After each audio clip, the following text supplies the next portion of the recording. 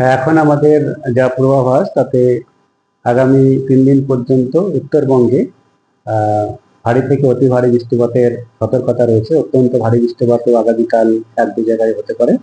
মূলত আমাদের উপরের 5টা জেলা দার্জিলিং, কালিম্পং, জলপাইগুড়ি, আলিপুরদুয়ার এবং কোচবিহার এই জেলাগুলোতে ভারী থেকে অতি ভারী বৃষ্টিপাতের সম্ভাবনা রয়েছে। তার সঙ্গে অত্যন্ত ভারী বৃষ্টিপাতের সম্ভাবনা রয়েছে আগামীকাল দার্জিলিং, জলপাইগুড়ি, আলিপুরদুয়ার জেলাতে। আর আমাদের নিচের 3টে উত্তরবঙ্গের জেলা যেমন উত্তর দিনাজপুর, দক্ষিণ দিনাজপুর, মালদা এই জেলাগুলোতে 1-2 জায়গা করে ভারী বৃষ্টিপাত আগামী 3 দিনের মধ্যে হতে পারে। আর দক্ষিণবঙ্গের জন্য যেটা বলা হয়েছে তাতে দক্ষিণবঙ্গে এখন আগামী 2 দিনে বজ্রগর্ভ মেঘ সঞ্চার হয়ে বজ্রবিদ্যুৎ সহ হালকা থেকে মাঝারি বৃষ্টিপাত অনেক জায়গাতেই হওয়ার সম্ভাবনা থাকছে। তার সঙ্গে সঙ্গে স্থানীয়ভাবে কোথাও কোথাও একটু ভারী বেশি বৃষ্টিপাতও হয়ে যেতে পারে।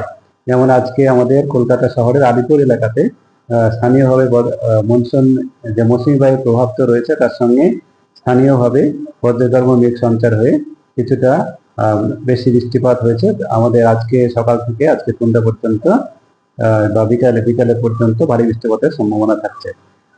আর দক্ষিণবঙ্গে আমাদের 5 তারিখ থেকে বৃষ্টিপাত কিছুটা বাড়তে পারে। সেখানে কয়েকটা জেলাতে 1-2 জায়গা করে ভারী বৃষ্টিপাতের সতর্কতা দেওয়া হয়েছে।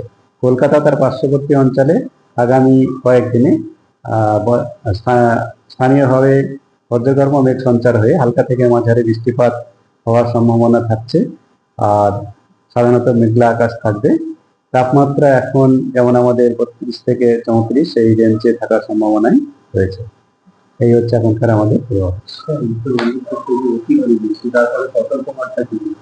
হ্যাঁ, অতি ভারী বৃষ্টিপাতের জন্য উত্তরবঙ্গে যেমন আমাদের ভূমিধস হতে পারে, সেই যেগুলো আমাদের অ্যাডভাইজারি দেওয়া হয়।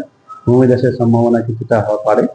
জলের স্তর যেগুলো আমাদের তিস্তা, তোর্ষা, রায়ডাক এই যেগুলো জলঢাকা এইসব যেগুলো নদী রয়েছে, এই নদীগুলো জল স্তর বাড়ার সম্ভাবনা থাকে।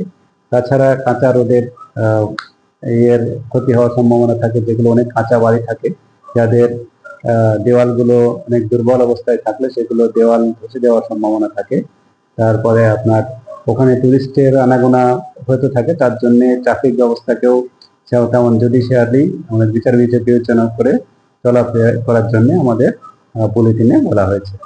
এই ভিডিওটিকে লাইক করুন, আপনার গুরুত্বপূর্ণ মতামত কমেন্টের মাধ্যমে আমাদের জানান এবং আমাদের চ্যানেলের ভিডিও সবার আগে দেখার জন্য ইউটিউবে গণশক্তিকে সাবস্ক্রাইব করুন, ফেসবুকে ফলো করুন এবং শেয়ার করুন আপনার পরিচিতদের মধ্যে। আমাদের চ্যানেলে আপলোড হওয়া ভিডিও নোটিফিকেশন পেতে বেল আইকনটি ক্লিক করতে ভুলবেন না।